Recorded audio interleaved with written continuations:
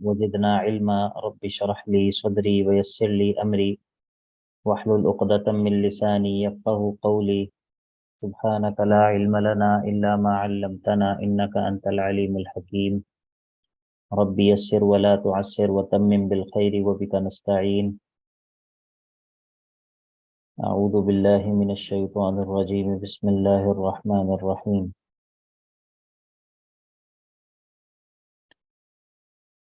جی تو آج ہم نے کچھ اصول التفسیر کے بارے میں کچھ بات شروع کرنی ہے۔ اصول التفسیر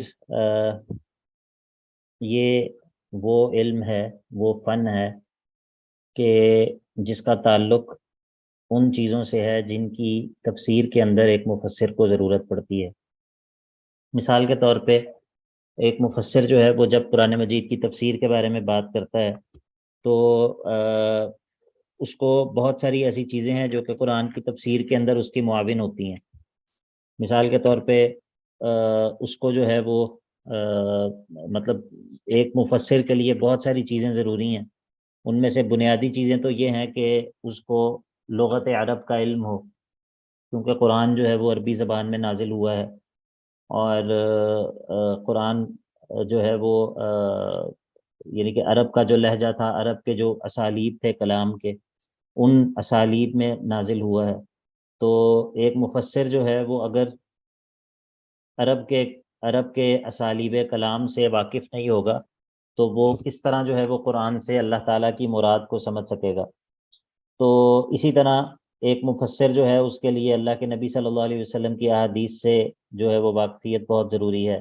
پھر یہ کہ صحابہ نے جو اللہ کے نبی صلی اللہ علیہ وسلم سے تفسیر کا علم لیا ہے، جس کے بارے میں آج ہم بات کریں گے انشاءاللہ، اس سے واقفیت ضروری ہے۔ اس کے ساتھ ساتھ اور بہت ساری چیزیں ایسی ہیں کہ ایک جو مفسر ہے اس کے لیے ان چیزوں کا جاننا ضروری ہے۔ جس طرح مثال کے طور پہ آیات کے مکی اور مدنی ہونے کا علم، اور اسی طرح آیات کا اسباب نزول کہ کون سی آیت جو ہے وہ کس وجہ سے نازل ہوئی ہے، اس کے نزول کا جو ہے وہ مقصد کیا تھا، اور اسی طرح جو ہے وہ قرآن مجید کی جو مختلف قراءات ہیں ان کے بارے میں معرفت بھی ایک مفسر کے لیے ضروری ہے۔ اور کیونکہ کئی مرتبہ قراءت کی تبدیلی سے مختلف قراءات کے اندر مختلف احکام جو ہیں وہ ثابت ہو رہے ہوتے ہیں، اور اسی طرح جو ہے وہ قرآن مجید کے محکم اور متشابہ کا علم اس کے لیے ضروری ہے، اور قرآن مجید کی مثالوں کا علم کہ ان مثالوں سے کیا مراد ہے، اور اسی طرح پھر قرآن مجید میں قصے بیان ہوئے ہیں ان کا علم ضروری ہے۔ یعنی کہ ایک مفسر جو ہے وہ قرآن مجید کی تفسیر کے لیے بہت ساری چیزوں کا محتاج ہوتا ہے، بہت سارے علوم، بہت ساری چیزوں کی معرفت کا محتاج ہوتا ہے، جن کے بغیر وہ قرآن مجید سے اللہ تعالیٰ کی مراد جو ہے وہ صحیح طرح سے اس کو سمجھ نہیں سکتا ہے۔ تو یہ اصول التفسیر جب ہم لفظ بولتے ہیں تو اس سے بنیادی طور پہ اس علم کی طرف اشارہ ہوتا ہے کہ وہ اصول اور قواعد، وہ قواعد جن کا جاننا ایک مفسر کے لیے ضروری ہے قرآن کی تفسیر کرتے ہوئے۔ تو اصول التفسیر جب ہم کہتے ہیں تو اس سے یہ مراد ہوتا ہے۔ باقی اس میں ہم انشاءاللہ یہ جو آپ کے سامنے کھلا ہوا ہے یہ مقدمہ فی اصول التفسیر اس کو کہتے ہیں، اور یہ حافظ ابن تیمیہ رحمہ اللہ ان کا متن ہے، ان کا ایک چھوٹا سا رسالہ ہے اصول التفسیر میں۔ تو ہم کوشش یہ کریں گے کہ اس کو بنیاد بنا کے چلیں، اور لیکن یہ ایسا نہیں ہوگا کہ ہم یہ سارا جو ہے وہ لفظاً بلفظاً پڑھ رہے ہوں گے، نہیں ایسا نہیں ہوگا۔ اس میں بعض چیزیں ایسی ہیں جو کہ ہم سکپ کر دیں گے، بعض چیزیں ایسی ہوں گی جن کو ہم انشاءاللہ پڑھیں گے، ڈسکس کریں گے، اور جو چیزیں ایسی ہوں گی جو کہ آپ کے ساتھ آپ کے سامنے ذکر کرنی چاہیے انشاءاللہ ان کو ہم ذکر کریں گے۔ تو چلیے شروع کرتے ہیں۔ بسم اللہ الرحمن الرحیم۔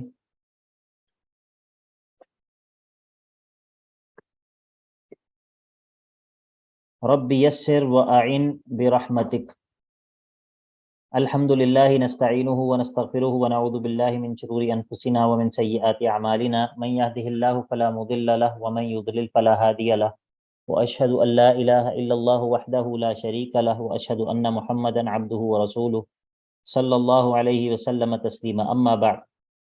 اب یہ اس کے شروع میں، رسالے کے شروع میں حافظ صاحب ذکر کر رہے ہیں اپنے اس رسالے کو لکھنے کا سبب ذکر کر رہے ہیں کہ میں نے یہ رسالہ کیوں لکھا ہے۔ تو کہتے ہیں کہ فقط سألنی بعض الاخوان ان اکتب له مقدمۃ تتضمن قواعد کلیہ تعین علی فہم القرآن، کہ بعض ساتھیوں نے، بعض بھائیوں نے مجھ سے یہ مطالبہ کیا کہ میں ان کے لیے ایک مختصر مقدمہ لکھ دوں۔ مقدمہ اس معنی میں کہ جو یعنی کہ تفسیر پڑھنے سے پہلے جو ہے وہ اس مقدمے کو جو ہے وہ پڑھا جائے۔ تو بعض ساتھیوں نے میرے سے یہ مطالبہ کیا کہ میں ان کے لیے ایسا ایک مقدمہ لکھ دوں جو کہ قرآن مجید کے فہم کے لیے معاون ہو، ومعرفتی تفسیری ہی و معانی ہی، اور اس کی تفسیر اور اس کے معانی کو جاننے کے لیے جو ہے وہ معاون ہو، والتمییز بین الحق و انواع الاباطیل فی منقول ذلک و معقولہ، اور تفسیر کے بارے میں جو چیزیں منقول ہیں ان میں سے حق اور باطل کے درمیان فرق کیا جا سکے اس مقدمے کے ذریعے، والتنبیہ علی الدلیل الفاصل بین الاقاویل، اور جو مختلف اقوال تفسیر کے بارے میں نقل ہوئے ہیں ان کے درمیان فرق کرنے کے لیے، ان کے درمیان جو ہے وہ تمیز کرنے کے لیے کوئی ایسی رہنمائی اس رسالے کے ذریعے مل جائے کہ جس کے ذریعے انسان ان اقوال میں جو ہے وہ تمیز کر سکے، حق اور باطل کو جو ہے وہ الگ الگ کر سکے۔ تو یہ حافظ صاحب یہ بتا رہے ہیں کہ بعض ساتھیوں نے ان سے یہ مطالبہ کیا کہ آپ تفسیر کے اندر ایک ایسا جو ہے وہ مختصر رسالہ ہمارے لیے تالیف کریں۔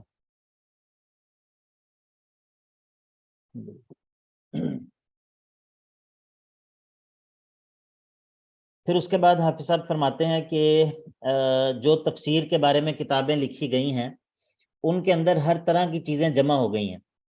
فإن الكتب المصنفة في التفسير مشحونة بالغث والسمين، تفسیر کے بارے میں جو کتابیں لکھی گئی ہیں ان کے اندر چونکہ ہر طرح کی باتیں جمع ہو گئی ہیں، والباطل الواضح والحق المبین، اور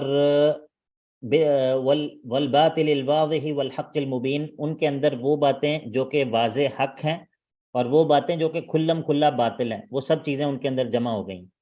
تو اس وجہ سے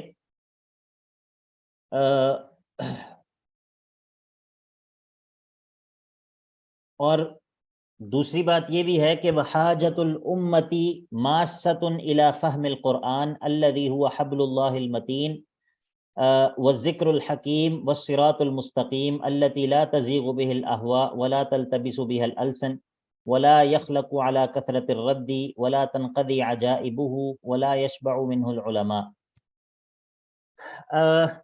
اب ایک طرف تو یہ صورتحال ہے کہ تفسیر کے بارے میں بہت ساری کتابیں لکھی گئیں لیکن ان کے اندر ہر طرح کی چیزیں اکٹھی ہو گئی ہیں، اور دوسری طرف قرآن کا فہم مسلمانوں کو اس کی بھی بہت زیادہ ضرورت ہے، کیونکہ یہ ترمذی کے اندر حدیث ہے جس کو یہاں پر یہ بریکٹس کے اندر ذکر کیا ہے کہ قرآن کیا ہے؟ حبل اللہ المتین، اللہ کی رسی ہے جو کہ بڑی مضبوط ہے، والذکر الحکیم، اور یہ ایک نصیحت ہے، حکمت سے بھرپور ہے، والصراط المستقیم، یہی صراط مستقیم ہے، الذی لا تزیغ به الاہواء ولا تلتبس به الالسن، یہ انہوں نے ایک حدیث ذکر کی ہے۔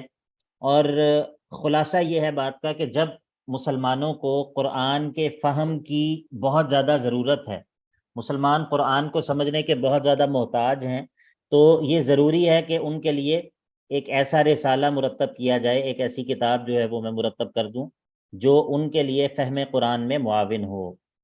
قال تعالی فَإِمَّا يَأْتِيَنَّكُم مِّنِّي هُدًى فَإِمَّا يَأْتِيَنَّكُم مِّنِّي هُدًى فَمَنِ اتَّبَعَ هُدَايَ فَلَا يَضِلُّ وَلَا يَشْقَى، بس اب جو ہے وہ تمہارے پاس اگر میری طرف سے ہدایت آ جائے، میں تمہارے پاس جب میری طرف سے ہدایت آ جائے تو فَمَنِ اتَّبَعَ هُدَايَ، تو جو کوئی بھی میری ہدایت کی پیروی کرے گا، فَلَا يَضِلُّ وَلَا يَشْقَى، نہ ہی وہ، یہ دیکھیے ذرا، فَلَا يَضِلُّ فِي الدُّنْيَا وَلَا يَشْقَى فِي الْآخِرَةِ، فلا یذل فی الدنیا ولا یشقى فی الآخرہ، فلا یذل ولا یشقى معنی سمجھ آیا آپ کو؟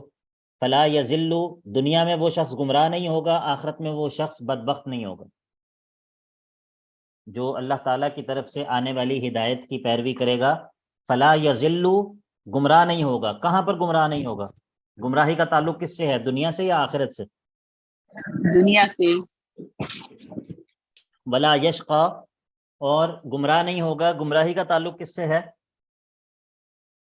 اس کا ولا یشقى، بدبخت ہونے دنیا کا۔ سے، یشقى آخرت میں۔ جی، ومن اعرض عن ذکری، لیکن جو میرے ذکر سے اعراض کر لے گا، عن ذکری یعنی کہ یہ ذکر جو میں نے نازل کیا ہے اس سے جو اعراض کر لے گا۔ اب دیکھیے، جو اللہ تعالیٰ کی طرف سے آنے والی ہدایت کی اتباع کرے گا، دنیا میں گمراہ نہیں ہوگا، آخرت میں بدبخت نہیں ہوگا۔ اور جو اللہ تعالیٰ کی طرف سے آنے والے ذکر اور ہدایت سے اعراض کرے گا، فَإِنَّ لَهُ مَعِيشَةً ضَنْكَ، دنیا میں اس کی زندگی کو ہم تنگ کر دیں گے۔ فَإِنَّ لَهُ مَعِيشَةً ضَنْكَ، اب یہ معیشت ضنک، تنگ زندگی، اس کا تعلق جو ہے وہ دنیا کے ساتھ ہے، اس کا تعلق قبر کے ساتھ ہے، ٹھیک ہے؟ فَإِنَّ لَهُ مَعِيشَةً ضَنْكَ وَنَحْشُرُهُ يَوْمَ الْقِيَامَةِ أَعْمَى، اور ہم اس کو قیامت کے دن اٹھائیں گے اس حال میں کہ وہ اندھا ہوگا، ٹھیک ہے؟ یعنی کہ ایک سزا دنیا کی ہے، ایک سزا آخرت کی ہے۔ اگر اللہ تعالیٰ کی طرف سے آنے والی ہدایت کی پیروی کریں گے تو ایک انعام دنیا کا ہے اور ایک انعام آخرت کا ہے۔ سمجھ آ گئی آپ کو آیت کی؟ جی شیخ صاحب۔ جی سر۔ اب یہ بندہ کہے گا جب اس کو اندھا کر کے اٹھایا جائے گا تو کہے گا قال رب لما حشرتنی اعما وقد كنت بصیرا، اے میرے رب، لما حشرتنی اعما، آپ نے مجھے اندھا کر کے کیوں اٹھایا ہے، حالانکہ وقد كنت بصیرا، دنیا میں تو میں بڑا اچھا دیکھا کرتا تھا، دنیا میں تو میں دیکھ سکتا تھا، آج آپ نے مجھے اندھا کر کے کیوں اٹھایا ہے؟ قال كذلك اتتك آیاتنا فنسیتها، اللہ تعالیٰ فرمائیں گے اسی طرح تمہارے پاس دنیا میں ہماری آیات آ گئی تھیں تو فنسیتها، تو نے ان کو بھلا رکھا تھا، تو نے ان کو کوئی جو ہے وہ اس کی طرف توجہ ہی نہیں تو نے کی تھی۔ وَكَذَلِكَ الْيَوْمَ تُنْسَى، تو بس اسی طرح آج تمہیں جو ہے وہ بھلا دیا جائے گا، آج تمہاری کوئی پرواہ نہیں کی جائے گی۔ تو اس آیت سے، یہ آیت یہاں پر امام صاحب نے کیوں ذکر کی ہے، کیا بتانا مقصد ہے یہاں پر اس آیت کو ذکر کرنے کا؟ کیا مقصد ہے؟ ہدایت کی پیروی کے لیے۔ ہدایت کی پیروی کے لیے۔ اور اور کہ سر مطلب قرآن کو سمجھنے کی کیوں ضرورت ہے؟ ہاں بالکل، یہ زریاب بھائی نے صحیح جواب دیا ہے۔ یہاں پر امام صاحب یہ بتا رہے ہیں کہ قرآن کو سمجھنا ضروری ہے، قرآن کو سمجھنا جو ہے وہ انسان کے لیے ضروری ہے، اور پھر اس سمجھنے کے لیے ان قواعد اور اصولوں کی ضرورت ہے جس کے لیے میں نے یہ رسالہ لکھا ہے۔ آپ کو بات سمجھ آ گئی؟ یہ ان آیات سے یہاں پر استدلال، یہاں پر ان آیات کا محل جو ہے وہ یہ ہے۔ چلیے آگے دیکھیے، وقال تعالی، اور اللہ رب العزت نے فرمایا ہے قد جاءکم من اللہ نور وکتاب مبین، یقیناً تمہارے پاس اللہ کی طرف سے نور اور روشن کتاب، واضح کتاب آ گئی ہے، یہدی بہ اللہ، کہ اللہ اس کتاب کے ذریعے اور اس نور کے ذریعے اللہ راستہ دکھاتا ہے، کس کو؟ من اتبع رضوانہ، اس کو جو اللہ کی رضامندی کی پیروی کرتا ہے، جو اللہ کی رضامندی کی اتباع کرنا چاہتا ہے، جو اللہ کی رضامندی کو حاصل کرنا چاہتا ہے، اللہ اس کتاب کے ذریعے اس کی رہنمائی کرتا ہے۔ کس طرف رہنمائی کرتا ہے؟ سبل السلامی، سلامتی کے راستوں کی طرف اللہ اس کی رہنمائی کرتا ہے، سلامتی کے راستوں کی طرف، ٹھیک ہے؟ تو سلامتی کا راستہ ایک ہے یا زیادہ ہیں؟ سر ایک ہی ہے۔ ایک ہے سر۔ تو پھر سبل السلام کا کیا مطلب ہے؟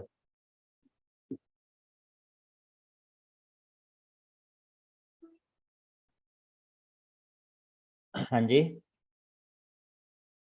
سبل السلام کا کیا مطلب ہے؟ سبل السلام، یہ تو سبل تو جمع ہے نا، سبیل ان کی جمع ہے سبل۔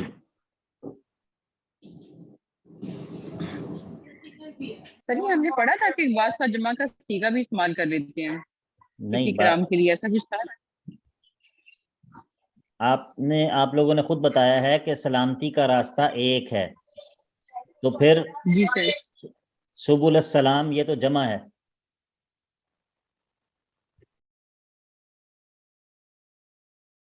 सर जितनी भी रास्ते हदायत की तरफ जा रहे हैं, रास्ता एक ही है, उसकी तरफ जाने वाली डिफरेंट डायरेक्शन।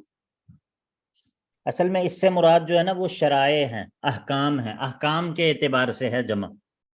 ठीक है, ये एक किताब भी है सुबुल सलाम के नाम से ना, ये देखें सुबुल सलाम, ये मैंने निकाली है पीछे से।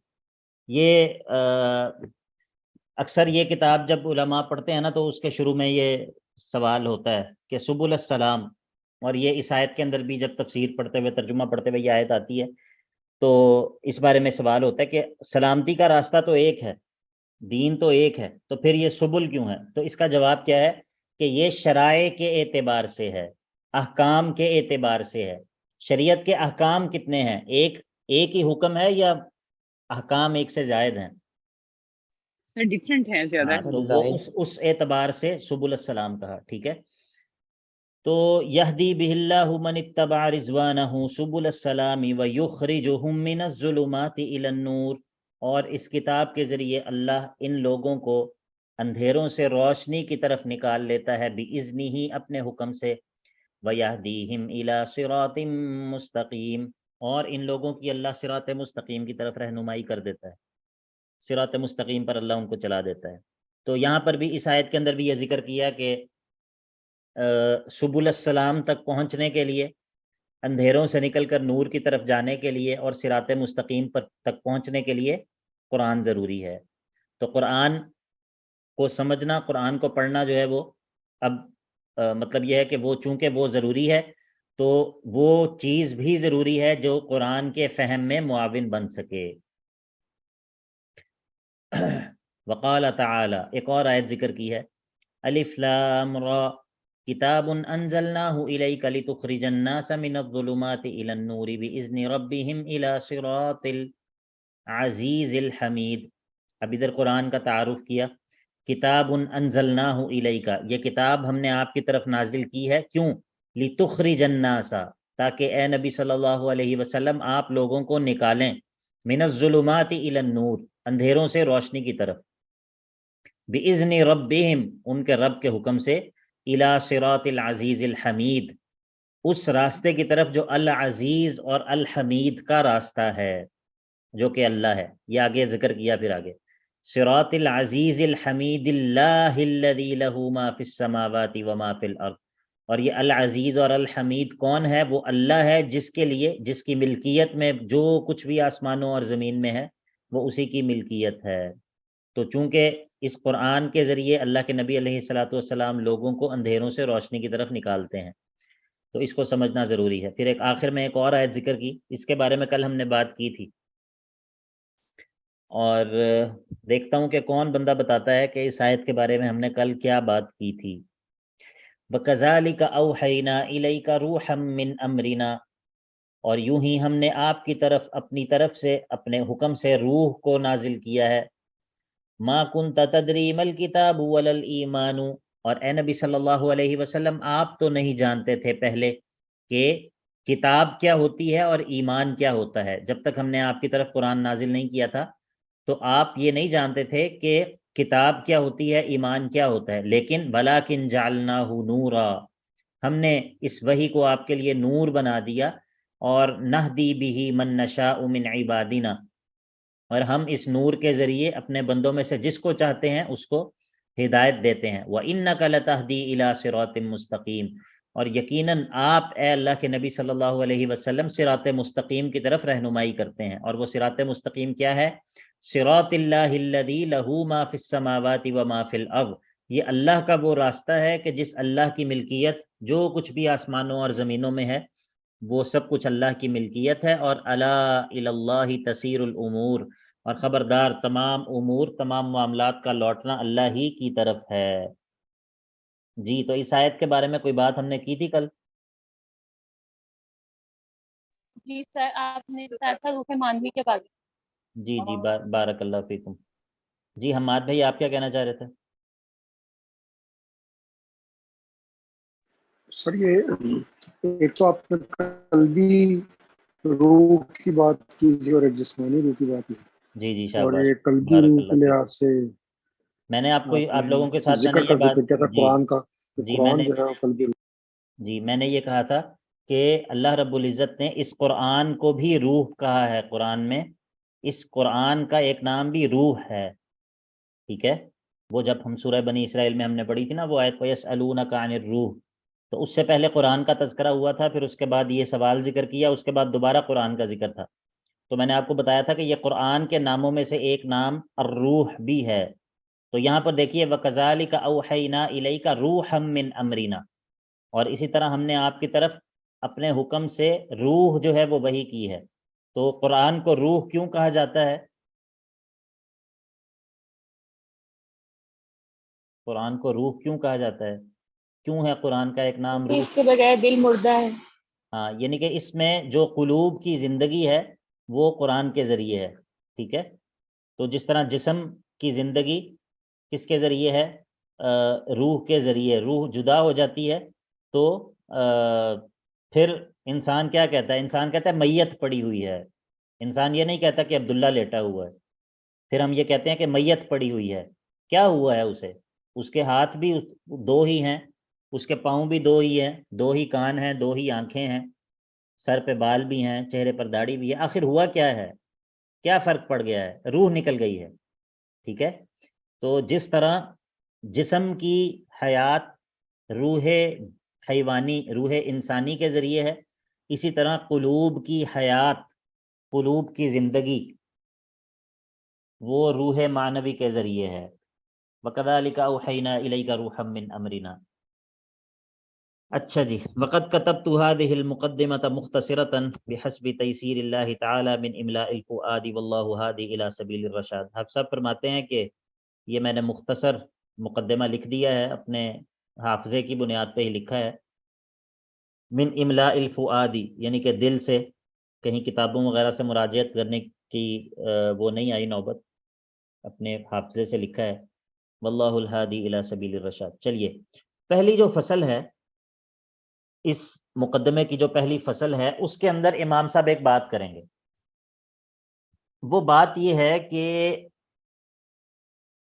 اللہ کے نبی صلی اللہ علیہ وسلم نے جس طرح صحابہ تک قرآن مجید کے الفاظ پہنچائے ہیں، جس طرح اللہ کے نبی صلی اللہ علیہ وسلم نے صحابہ تک قرآن کے الفاظ کا ابلاغ کیا ہے، الفاظ ان تک پہنچائے ہیں، اسی طرح اللہ کے نبی صلی اللہ علیہ وسلم نے صحابہ تک قرآن کے معانی بھی پہنچائے ہیں۔ جی، بات سمجھ آ گئی آپ کو؟ جی سر۔ جی، تو فرماتے ہیں کہ یجب ان یعلم ان النبی صلی اللہ علیہ وسلم بین لاصحابہ معانی القرآن کما بین لهم الفاظہ۔ یہ بات جاننا ضروری ہے کہ اللہ کے نبی علیہ الصلوۃ والسلام نے اپنے صحابہ کے لیے قرآن مجید کے معانی کو بھی واضح کیا ہے، جس طرح آپ نے ان کے لیے قرآن مجید کے الفاظ کو وضاحت کے ساتھ بیان کیا ہے۔ کیونکہ فقولہ تعالی، کیونکہ اللہ تعالیٰ نے اپنے نبی کا یہ ذمہ داری لگائی تھی کہ لِتُبَيِّنَ لِلنَّاسِ مَا نُزِّلَ إِلَيْهِمْ، ہم نے آپ کو بھیجا اسی لیے ہے تاکہ آپ لوگوں کے لیے اس چیز کی وضاحت کر دیں، لِتُبَيِّنَ لِلنَّاسِ، آپ لوگوں کے لیے کھول کھول کر بیان کر دیں اس چیز کو کہ مَا نُزِّلَ إِلَيْهِمْ، جو ان کی طرف نازل کی گئی ہے۔ تو یہ جو آیت ہے لِتُبَيِّنَ لِلنَّاسِ مَا نُزِّلَ إِلَيْهِمْ، جس طرح یہ قرآن مجید کے الفاظ کو شامل ہے، اسی طرح یہ ان الفاظ کے معانی کو بھی شامل ہے۔ یعنی کہ ایسا نہیں ہے کہ اللہ کے نبی علیہ الصلوۃ والسلام نے صحابہ کو صرف قرآن مجید کے الفاظ پہنچا دیے ہوں اور معانی جو ہے وہ پہنچانے سے جو ہے وہ گریز کیا ہو، یا قرآن مجید کے الفاظ تو پہنچا دیے ہوں اور معانی جو ہے وہ ان کو یوں ہی چھوڑ دیا ہو، ان کی وضاحت کے بغیر چھوڑ دیا ہو، نہیں، ایسا نہیں ہے۔ تو اسی لیے آگے ایک تابعی کا قول ذکر کرتے ہیں جنہوں نے صحابہ سے قرآن پڑھا ہے، ایک تابعی جنہوں نے صحابہ سے قرآن مجید پڑھا ہے، ان کا قول ذکر کرتے ہیں۔ ان کا نام ہے ابو عبد الرحمن السلمی، ابو عبد الرحمن السلمی، وہ کہا کرتے تھے کہ وہ صحابہ جو کہ ہمیں قرآن پڑھایا کرتے تھے، وہ صحابہ جو کہ ہمیں قرآن پڑھایا کرتے تھے، جیسا کہ عثمان بن عفان، عبداللہ بن مسعود رضی اللہ عنہما، وہ صحابہ انہم کانوا اذا تعلموا من النبی صلی اللہ علیہ وسلم 10 آیات لم یجاوزوها حتی یتعلموا ما فیہا من العلم والعمل۔ ابو عبد الرحمن السلمی کہتے ہیں کہ وہ صحابہ جو ہمیں قرآن پڑھاتے تھے، جیسا کہ عثمان بن عفان اور عبداللہ بن مسعود، وہ لوگ جب اللہ کے نبی صلی اللہ علیہ وسلم سے 10 آیات پڑھ لیتے تھے، 10 آیات جب ان سے سیکھ لیتے تھے تو اس وقت تک آگے نہیں بڑھتے تھے جب تک ان آیات میں موجود جو بھی علم اور عمل ہے، علم اور عمل، ان آیات میں جس چیز پر عمل کرنے کی ترغیب ہے، ان آیات میں جو کچھ بھی علم ہے، جب تک اللہ کے نبی صلی اللہ علیہ وسلم سے اس کو بھی حاصل نہ کر لیتے تب تک ان 10 آیات سے آگے نہیں بڑھتے تھے۔ تو وہ کہا کرتے تھے قالوا فتعلمنا القرآن والعلم والعمل جميعا، تو صحابہ کیا کہا کرتے تھے کہ ہم نے اللہ کے نبی صلی اللہ علیہ وسلم سے قرآن، علم اور عمل یہ اکٹھے سیکھا ہے۔ یہی وجہ ہے کہ وہ کافی عرصے تک قرآن مجید کی ایک ہی صورت کو حفظ کرتے رہتے تھے۔ وَلِهَذَا كَانُوا يَبْقُونَ مُدَّةً فِي حِفْظِ السُّورَةِ، یہی وجہ ہے کہ چونکہ وہ صرف الفاظ کو یاد کرنے پر اکتفا نہیں کرتے تھے، یہ بتانا مقصد ہے۔ یہ ابو عبد الرحمن السلمی کا جو قول نقل کیا ہے، اس سے مقصد کیا بتانا ہے کہ صحابہ اللہ کے نبی صلی اللہ علیہ وسلم سے صرف قرآن مجید کے الفاظ نہیں یاد کر لیتے تھے، بلکہ ان کے اندر موجود معانی، ان کے اندر موجود علم اور عمل، اس کو بھی اللہ کے نبی علیہ الصلاۃ والسلام سے حاصل کرتے تھے۔ پھر اس کے بعد سیدنا انس رضی اللہ عنہ کا قول ذکر کرتے ہیں کہ کان الرجل اذا قرأ البقرة وآل عمران جل فی اعیننا، سیدنا انس فرماتے ہیں کہ جب ہم میں سے، صحابہ میں سے کوئی سورۃ البقرہ اور سورہ آل عمران پڑھ لیتا تھا، سیکھ لیتا تھا، تو جل فی اعیننا، وہ ہماری نگاہوں میں بڑا معزز اور بڑا بہت بزرگی والا ہو جاتا تھا، ہماری نگاہوں میں پھر وہ عام بندہ نہیں رہتا تھا۔ دیکھیے اب ہم نے بھی تو سورۃ البقرہ اور سورہ آل عمران پڑھی ہے نا۔ اچھا جی، وَأَقَامَ ابن عمر علی حفظ البقرۃ عدۃ سنین، اور ابن عمر رضی اللہ عنہ جو ہیں وہ سورۃ البقرہ کو کئی سال تک حفظ کرتے رہے۔ قیل 8 سنین ذکرہ مالک، اور کہا جاتا ہے کہ 8 سال تک ابن عمر رضی اللہ عنہ جو ہے وہ سورۃ البقرہ یاد کرتے رہے، حفظ کرتے رہے۔ تو یہاں پر پھر حفظ سے مراد کیا ہے؟ حفظ سے مراد کیا ہے یہاں پر؟ اس کے ترجمے کے ساتھ، معنی کے ساتھ، ہاں، یعنی کہ صرف یہاں پر الفاظ کا حفظ مراد نہیں ہے، ٹھیک ہے۔ یہ سارے جو اقوال نقل کیے ہیں، ان سے مقصود یہ بتانا ہے کہ صحابہ کا قرآن مجید کو پڑھنا وہ صرف الفاظ کو پڑھنا نہیں ہوتا تھا، صحابہ کا قرآن مجید کو یاد کرنا صرف الفاظ کو یاد کرنا نہیں ہوتا تھا۔ یہ جو اقوال ذکر کیے ہیں یہ بات سمجھانے کے لیے کیے ہیں۔ اب دیکھیں وہ قرآن مجید کی آیات سے استدلال کریں گے۔ وَذَلِكَ أَنَّ اللَّهَ تَعَالَى قَالَ، اور یہی وجہ ہے کہ اللہ رب العزت فرماتا ہے کتاب انزلناہ الیک مبارک، کہ کتاب جو ہم نے آپ کی طرف نازل کر دی ہے، آپ کی طرف نازل کی ہے، مبارکن بابرکت کتاب ہے، اور یہ نازل آپ کی طرف اس لیے کی ہے کہ لیدبروا آیاتہ، تاکہ یہ لوگ اس قرآن کی آیات میں تدبر کر لیں، قرآن کی آیات میں غور و فکر کر لیں، قرآن کی آیات میں اچھی طرح سوچ لیں۔ وَتَدَبُّرُ الْكَلَامِ بِدُونِ فَهْمِ مَعَانِيهِ لَا يُمْكِنُ، اور کیا قرآن کے معانی میں تدبر اس کے معانی کو جانے بغیر ہو سکتا ہے؟ قرآن میں تدبر اس کے معانی کو جانے بغیر ہو ہی نہیں سکتا، ٹھیک ہے۔ تو اسی طرح پھر اللہ تعالیٰ فرماتا ہے اِنَّا أَنزَلْنَاهُ قُرْآنًا عَرَبِيًّا لَعَلَّكُمْ تَعْقِلُونَ، بے شک ہم نے آپ کی طرف قرآن نازل کیا ہے جو کہ عربین، اس کے 2 معنی ہیں، ایک معنی تو یہ ہے کہ عربی زبان میں، دوسرا معنی یہ ہے کہ واضح ہے لعلکم تعقلون، تاکہ تم اس کو اچھی طرح سمجھ لو، تعقلون تاکہ تم سمجھ لو۔ تو ظاہر ہے کہ جو عقل الکلام متضمن لفہمہ، یعنی کہ کسی کلام کو سمجھ لینا وہ اس کے فہم اور اس کے معنی کو جانے بغیر جو ہے وہ ممکن نہیں ہے۔ ومن المعلوم ان كل كلام فالمقصود منه فهم معانیہ دون مجرد الفاظہ، اور یہ بات سب جانتے ہیں کہ کسی بھی کلام میں اصل مقصد جو ہے وہ اس کے معانی کو سمجھنا ہوتا ہے، صرف الفاظ بذات خود مقصود نہیں ہوتے۔ پھر آگے ذکر کرتے ہیں کہ لوگوں کی عام عادت بھی یہی ہے کہ جب وہ کسی بھی فن کے اندر کوئی کتاب پڑھتے ہیں تو وہ ایسا نہیں کرتے کہ صرف کتاب پڑھ لیں اور اس کے جو ہے وہ معانی کے اندر غور و فکر نہ کریں۔ ادھر انہوں نے دو طرح کی مثال دی ہے، ایک طب کی مثال دی ہے اور ایک دوسری جو ہے وہ حساب کی مثال دی ہے۔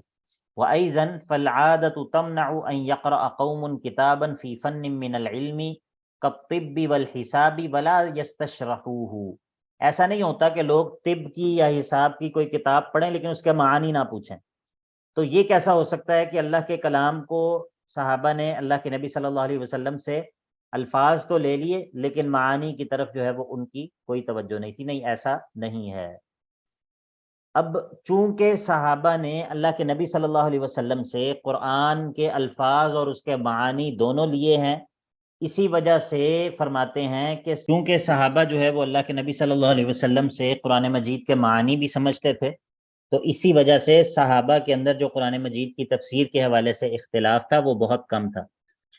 اور پھر تابعین کے اندر جو اختلاف ہوا ہے وہ صحابہ کی نسبت تو زیادہ تھا تفسیر کے بارے میں، لیکن جو پھر تابعین کے بعد والے ادوار ہیں ان کے مقابلے میں جو تابعین کے اندر تابعین کے مابین جو تفسیر کے بارے میں نزاع تھا وہ بہت کم تھا۔ اب جس طرح اللہ کے نبی کریم صلی اللہ علیہ وسلم سے صحابہ نے علم حاصل کیا، اسی طرح تابعین نے صحابہ سے اس تفسیر کے علم کو حاصل کیا۔ یہاں پر مصنف جو ہے وہ مثال دے رہے ہیں مجاہد کی۔ مجاہد جو ہے یہ بہت بڑے امام ہیں، تابعی ہیں، اور اگر آپ نے کبھی تفسیر کی کوئی کتاب جو ہے وہ دیکھی ہے، پڑھی ہے، تو اس کے اندر آپ نے کثرت سے یہ نام دیکھا ہوگا، مجاہد، ٹھیک ہے، مجاہد، ضحاک، اس طرح اور بعض نام ہے وہ آگے انشاءاللہ آئیں گے۔ تو یہ مجاہد جو ہیں یہ کون ہیں، کس کے شاگرد ہیں؟ یہ عبداللہ بن عباس رضی اللہ عنہ کے شاگرد ہیں، ٹھیک ہے، اور یہ کہتے ہیں کہ میں نے عبداللہ بن عباس رضی اللہ عنہ سے پورا قرآن جو ہے وہ 2 مرتبہ ان سے جو ہے وہ پڑھا، اور ہر آیت پر رک کر میں ان سے اس آیت کے معنی کے بارے میں پوچھتا تھا، ٹھیک ہے۔ اب دیکھیے آگے کیا کہتے ہیں، وَمِنَ التَّابِعِينَ من تلقى جميع التفسير عن الصحابة، صحابہ تابعین میں سے بعض ایسے تابعین ہیں کہ جنہوں نے تمام کی تمام جو تفسیر ہے اس کا علم انہوں نے صحابہ سے جو ہے وہ انہوں نے لیا ہے۔ جس طرح کہ امام مجاہد فرماتے ہیں کہ عرضت المصحف علی ابن عباس، میں نے مصحف سے مراد یہ قرآن مجید ابن عباس پر پیش کیا، اوقفہ عند کل آیت منہ، میں ابن عباس رضی اللہ عنہ کو ہر آیت پر روکتا تھا اور میں ان سے واسألہ عنہا، اور اس آیت کے متعلق میں ان سے سوال کرتا تھا، ٹھیک ہے۔ یعنی کہ جس طرح صحابہ نے اللہ کے نبی کریم صلی اللہ علیہ وسلم سے قرآن مجید کے معانی کا علم حاصل کیا، اسی طرح تابعین نے صحابہ سے جو ہے وہ اس قرآن کے معانی کا علم وہ لیا ہے۔ یہی وجہ ہے کہ امام سفیان ثوری فرماتے ہیں کہ اذا جاءک التفسیر عن مجاہد فحسبک بہ، جب تمہارے پاس مجاہد سے کوئی تفسیر نقل ہو کر آ جائے تو پھر تمہارے لیے وہ کافی ہے، تمہارے لیے وہ کافی ہے۔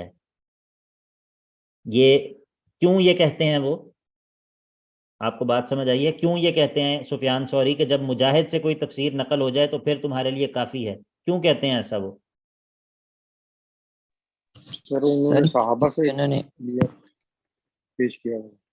جی، کیونکہ مجاہد نے تفسیر جو ہے وہ ابن عباس سے لی ہے، اور ابن عباس نے کس سے لی ہے؟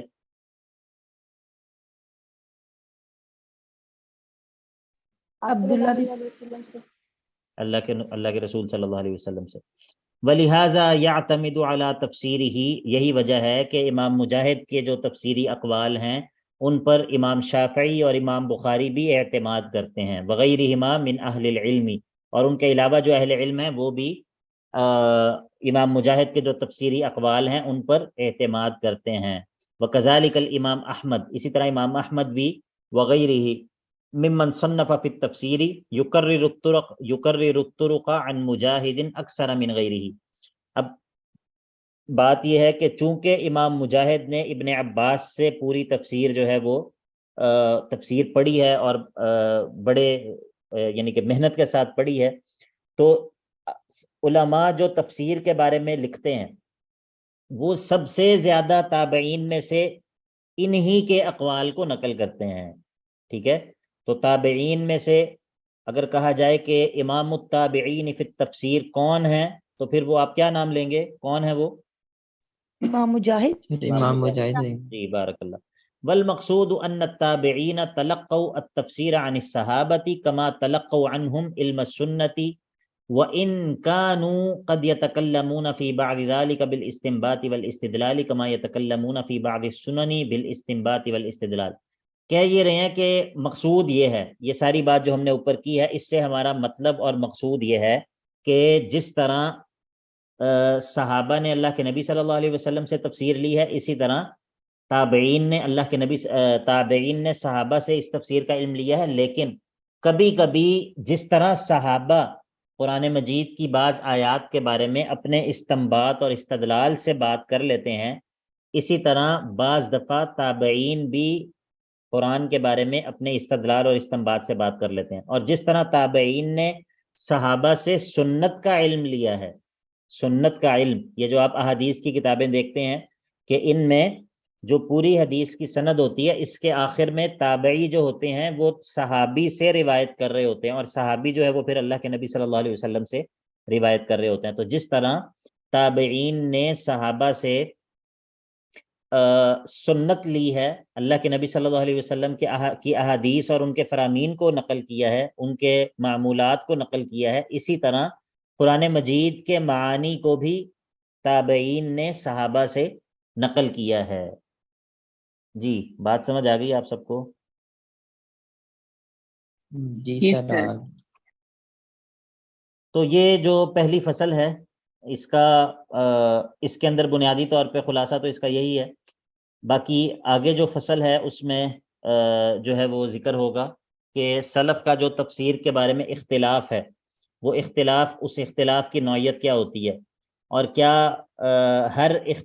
ہر وہ چیز جو ہمیں لگ رہا ہو کہ اختلاف ہے کیا وہ واقعی اختلاف ہوتی ہے یا نہیں ہوتی ہے. تو اختلاف کی کتنی قسمیں ہیں وہ آگے انشاءاللہ ذکر ہوگا. تو کوشش کریں گے کہ اس رسالے کے اندر جو باتیں ہیں